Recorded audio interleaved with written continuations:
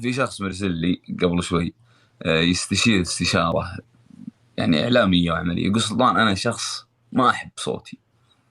بسأل سؤال، تدرون بشيء؟ يعني بقول لكم معلومة، إحنا ناس ما نحب أصواتنا.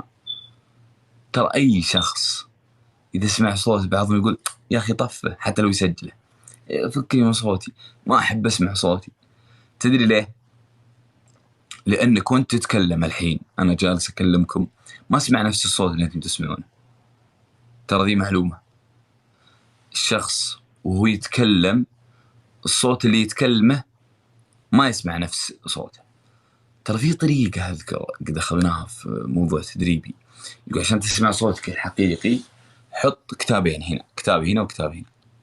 جربوها، حط شفت على حد الوجه، جيب لك كتاب وكتاب، حطها وتكلم. تراك بتسمع صوتك اللي يسمعونه الناس. أقرب صوت يسمعونه الناس هو هذا الصوت. طبعا الحين فيه تسجيل وفيه كذا، لكن أنا أتكلم على موضوع أنك لو تبغى تسمع الصوت اللي الناس يسمعونه. في واحد يقول في الجوال، الجوال يغير الصوت. لا، أنت وأنت تتكلم ما تسمع صوتك الصح. معلومة أخذها هنا. إذا تبي تسمع الصوت الصح حط الكتب ولا أخوك، تقول خلا تقول أذاني فيل واهرج، تسمع صوتك الصدق.